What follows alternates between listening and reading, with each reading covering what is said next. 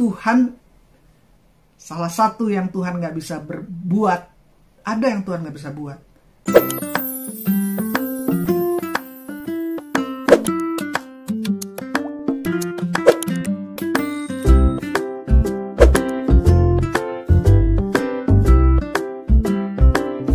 Saya akan bacakan ya.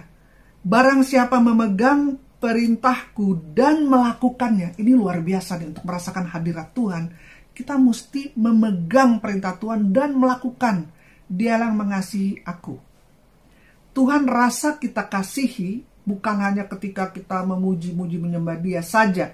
Tidak. Tapi Tuhan merasakan kita kasihi kalau kita memegang perintah Tuhan dan melakukannya.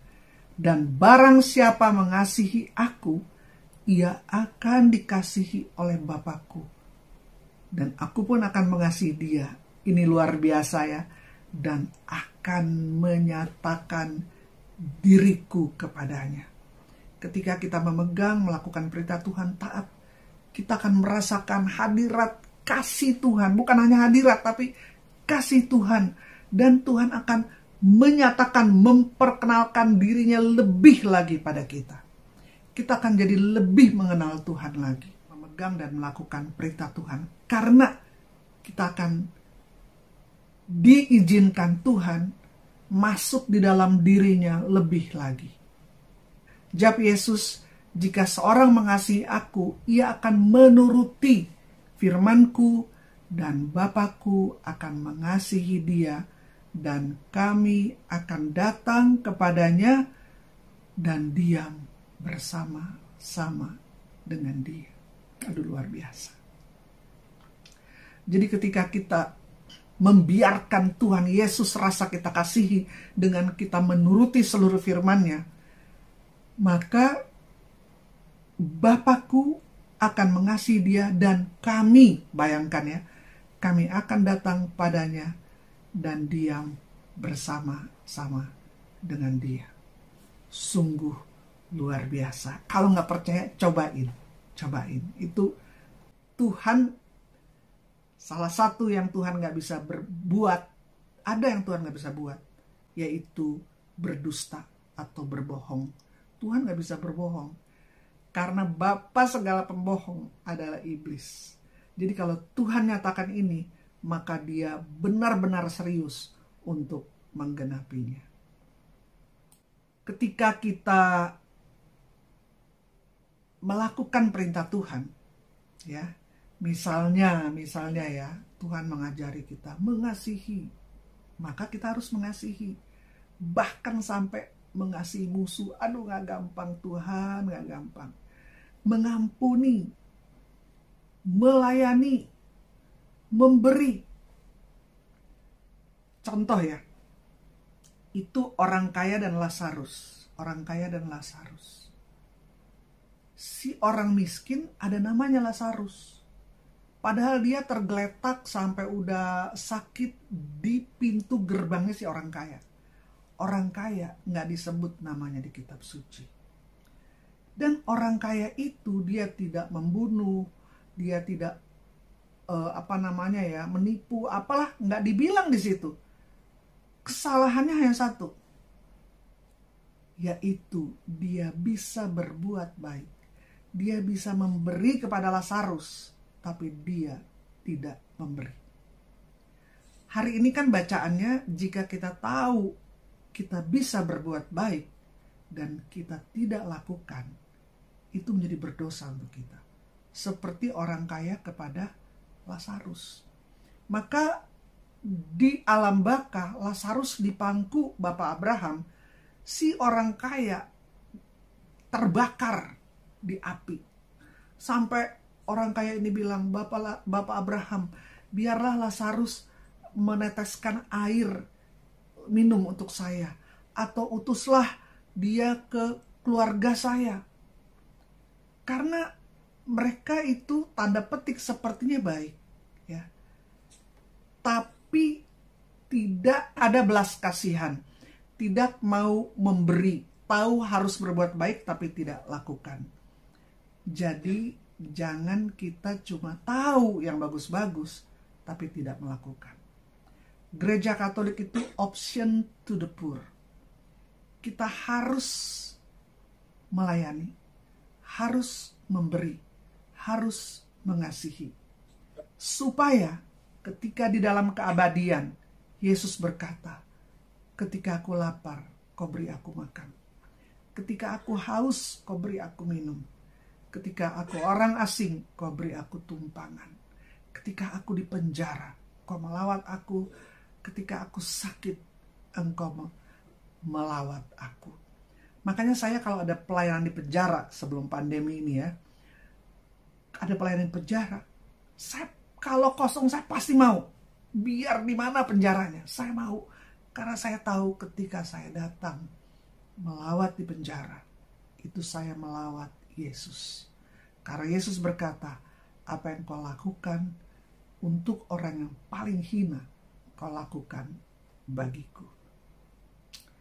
Jadi ketika kita mau berbahagia, mau merasakan hadirat Tuhan, di misa itu selalu dibilang, banyak versinya, tapi salah satu versinya adalah, berbahagialah yang mendengarkan sabda Tuhan dan tekun melaksanakannya.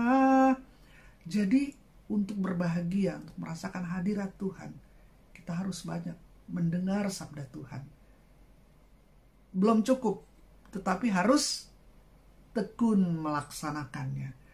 Ketika kita melaksanakannya, kita akan merasakan kelapangan, akan merasakan hadirat Tuhan, akan merasakan kebahagiaan yang tidak dapat diberikan oleh dunia ini. Dan ketika ada badai, ada cobaan melanda hidup kita, kita seperti dibangun di atas batu karang, tetap teguh berdiri dan penuh kemuliaan Tuhan. Tapi kalau tidak tekun melaksanakan firman Tuhan, kata Tuhan, kita seperti rumah yang dibangun di atas pasir, nggak kuat nanti menghadapi badai dan cobaan.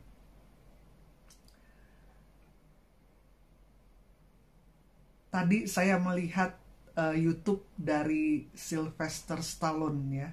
Dia itu yang main Rocky itu, mungkin yang pria lebih tahu kali ya. Pokoknya tapi bintang film pasti yang perempuan juga tahu, keren banget, ganteng banget. Sylvester Stallone. Dia main Rocky, petinju itu. Masa kecilnya itu kasihan banget. Orang tuanya tuh berkelahi terus. Maka dia dititipkan di rumah penitipan tuh anak kecil, foster home. Dan dia sampai 19 kali ditolak dari sekolah. Dia juga ngomongnya tuh ada syaraf yang terjepit. Dan benar-benar hidupnya sangat susah sampai dia menjadi untuk kasih makanan singa di kebun binatang. Kemudian hidupnya sangat susah. Tapi kemudian dia dapat ide untuk bikin film Rocky itu, yang petinju itu. Dia tawarkan, banyak yang menolak, tapi akhirnya ada yang mau. Tapi dia bilang syaratnya mesti saya yang main. Pokoknya nego. Akhirnya karena bagus ceritanya, biar dibayar murah, tapi dia mesti jadi peran utama di film itu. Karena dia bilang ini penghayatannya saya paling cocok. Singkat kata, di film itu sangat berhasil. Dia dapat 3 Oscar film itu. Dan dia luar biasa sangat berhasil. Padahal hidupnya parah banget gitu sebelumnya. Dan ada kata-kata yang sangat baik. Dia bilang, orang yang kuat dan berhasil bukan betapa hebat dia bisa memukul. Kan itu tentang tinju. Tapi bagaimana betapa hebat dia dapat kuat menahan pukulan-pukulan. Jadi pemenang itu yang dapat kuat menahan pukulan-pukulan dan tetap berdiri dan tetap bangkit dan keluar sebagai pemenang. Maka supaya kita dapat merasakan hadirat Tuhan bukan hanya ketika suka, tapi juga ketika duka dan ada masalah, yaitu dengan taat, tekun melaksanakan firman Tuhan. Maka entah suka atau duka, kita merasakan Allah Immanuel beserta dengan kita. Kita senang mendengar firman Tuhan, tapi biarlah kita lebih senang melaksanakan firman Tuhan. Kita evaluasi diri kita masing-masing. Apakah saya setiap hari punya cukup waktu untuk berdoa,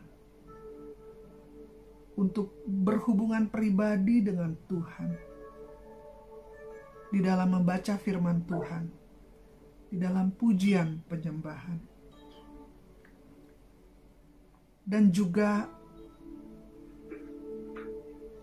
apakah saya melaksanakan semua firman Tuhan yang saya tahu? Apakah saya berusaha untuk melaksanakannya? Masih ada jatuh bangun, tapi biarlah kita menjadi orang yang pandai bertobat. Kalau kita masih punya dendam, sakit hati, biarlah demi cinta ketaatan kita kepada Tuhan, kita ampuni. Karena Tuhan berkata, ampunilah orang yang bersalah kepada. Kalau kita masih egois, selalu hanya saya, tapi biarlah kita minta Tuhan berikanlah hati yang penuh belas kasih, untuk saya dapat menolong orang yang susah. Tidak perlu menunggu kaya. Anak kecil yang hanya punya 5 roti dan 2 ikan mempersembahkan kepada Tuhan. Tuhan buat mujizat berlipat gandaan. Janda miskin yang hanya punya 1 keping uang, persembahkan kepada Tuhan, dan Tuhan menghargai. Engkau adalah Allah yang Maha Tahu. Ampuni Tuhan kalau kami kurang olah rohani kami, Tuhan. Tolonglah Tuhan, kami rindu lebih disiplin di dalam olah rohani, dan juga mungkin olahraga, supaya kami boleh sehat, baik tubuh, jiwa, dan roh. Dan kami rindu Engkau memperkenalkan diri-Mu kepada kami lebih lagi. Ajar kami mengasihi Engkau Tuhan, dengan lebih taat, lebih tekun, untuk mendengarkan, memegang, dan melaksanakan sabda-Mu. Terima kasih Tuhan. Izinkanlah kami berada dalam suasana pelataran rumah Tuhan, bahkan berada di dalam hadirat Tuhan, di dalam suka dan duka hidup kami. Izinkan kami Tuhan, membiarkan diri kami dilawat, disembuhkan, dipulihkan oleh Tuhan. Angkat semua sakit hati yang ada di dalam jiwa sampai mempengaruhi tubuh kami sehingga sakit. Biarlah semua penyakit diangkat di dalam nama Yesus, dan kuasa kesembuhan Tuhan turun atas kami. Ada berapa orang yang mengalami luka di dalam hatinya karena dikhianati, karena ditipu, dimusuhi tanpa sebab. Biarlah kuasa kasih-Mu membalut segala luka di dalam hati. Dan biarlah kami boleh membalas dengan kebaikan. Kami boleh bersikap mulia Tuhan, lewat apapun yang Tuhan izinkan kami hadapi. Kami boleh kuat dengan bantuan Roh Allah, Roh Kudus. Semua ujian yang Tuhan izinkan kami alami, kami tahu semua ujian ini bersama dengan Tuhan kami akan lulus dan naik kelas. Go to the next level. Terima kasih Tuhan. Segala pujian hormat bagi-Mu, karena kami tahu segala suka dan duka itu adalah untuk kebaikan kami.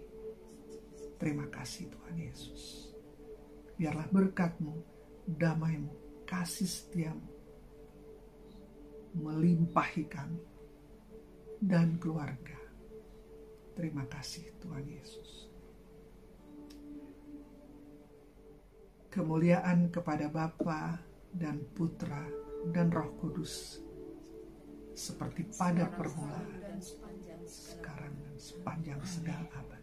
Amin. Nama Bapa, Putra, Roh Kudus. Amin. Tuhan berkati kita sekalian. Amin. Terima kasih Ibu Mega Lolong. Sungguh satu hal yang luar biasa yang boleh kami terima semua. Dan kami percaya kita semua diberkati Tuhan malam hari ini.